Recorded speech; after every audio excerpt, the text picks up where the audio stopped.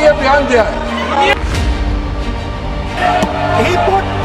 He put pellets into the blood of our students. नीटसह देशातील इतर परीक्षा प्रश्नपत्रिका फुटी विरोधातील कायदा दुरुस्ती विधेयकावर कालपासून लोकसभेत घमासान चर्चा सुरू आहे। विरोधी पक्षनेते राहुल गांधी यांनी लोकसभेत आज धुरळा उडवून दिला। लोकसभेत नवीन अँटी पेपर लीक दुरुस्ती विधेयकावरील चर्चेदरम्यान विरोधी पक्षनेते राहुल गांधी आणि केंद्रीय गृहमंत्री अमित शाह यांच्यावर थेट आणि अत्यंत गंभीर आरोप केल्यामुळे संसदेत प्रचंड राडा झाला। राहुल गांधींचे नेमके आरोप काय आणि त्यांच्या आरोपानंतर लोकसभेत कसा गदारोळ झाला याचा आढावा घेणारा हा रिपोर्ट पाहूयात। नमस्कार, मी मृणाली पिळणकर। राहुल गांधी यांनी आरोप केलाय की नीट पेपर फुटीच्या निषेधार्थ दिल्लीत शांततेत आंदोलन करणाऱ्या निष्पाप विद्यार्थ्यांवर गृहमंत्री अमित शाह यांच्या आदेशावरूनच पॅलेट गन चालवून गोळीबार करण्यात आला आणि त्यांना अमानुषपणे मारहाण करण्यात आली।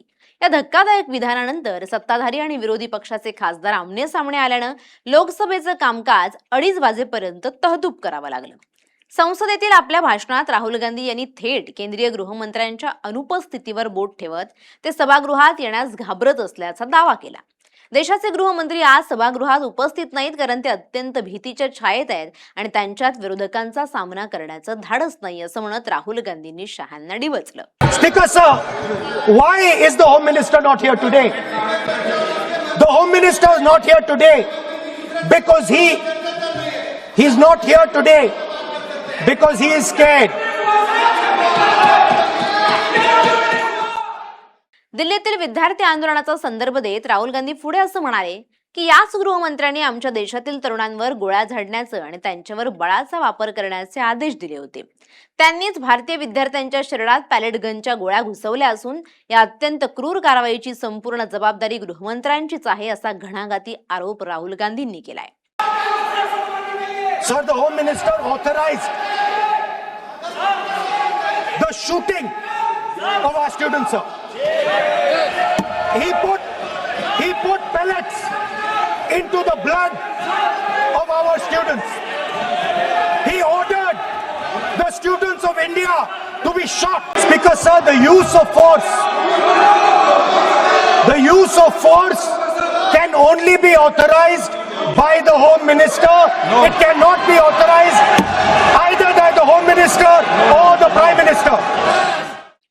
राहुल गांधींच्या या विधानामुळे सत्ताधारी बाकावरून तीव्र संताप व्यक्त करण्यात आला आणि भाजप खासदारांनी गदारोळ सुरू केला। संसदीय कार्यमंत्री किरेन रिजिजू यांनी संरक्षण मंत्री राजनाथ सिंह यांनी तात्काळ हस्तक्षेप करत राहुल गांधी यांच्या आरोपांवर तीव्र आक्षेप घेतला। राहुल गांधी कोणत्याही ठोस पुराव्याशिवाय देशाच्या गृहमंत्र्यांवर इतके गंभीर आणि बेजबाबदार आरोप कसे करू शकतात अशी विचारणा किरेन रिजिजू यांनी केली। विरोधी पक्षनेत्यांनी सभागृहाची दिशाभूल केल्याबद्दल आपले शब्द मागे घ्यावेत, संसदेची जाहीर माफी मागावी अशी जोरदार मागणी सत्ताधाऱ्यांनी लावून धरली। सोचिए आप कितना गलत बात बोल रहे हैं। आप कल्पना कर सकते हैं आप बिना सोच समझ करके जो इस्तेमाल कर रहे हैं और किसने फायरिंग का ऑर्डर दिया। What is going on? कैसे बोल सकते हैं आप? कितना गलत बात करते हैं, ऐसा मत बोलिए। राहुल गांधी जी, आप नेता प्रतिपक्ष हैं, गंभीरता से बात बोलना चाहिए। आप बिना तर्क करके यहाँ ऐसा बात करते हैं, ये ठीक नहीं है सर। अभी तुरंत आप किस बेसिस पे ये बयान दिया है? किस बेसिस पे आपने ये बयान दिया, बताइए। या राजकीय रणकंदनात लोकसभा अध्यक्ष ओम बिर्ला यांनी सुद्धा मध्यस्थी केली। कोणत्याही चौकशीशिवाय किंवा सबळ पुराव्याशिवाय सभागृहात मंत्र्यांवर किंवा इतर सदस्यांवर असे वैयक्तिक आणि गंभीर आरोप करता कामा नयेत अशा स्पष्ट सूचना त्यांनी राहुल गांधी यांना दिल्या। मात्र राहुल गांधी आपल्या भूमिकेवर ठाम राहिले।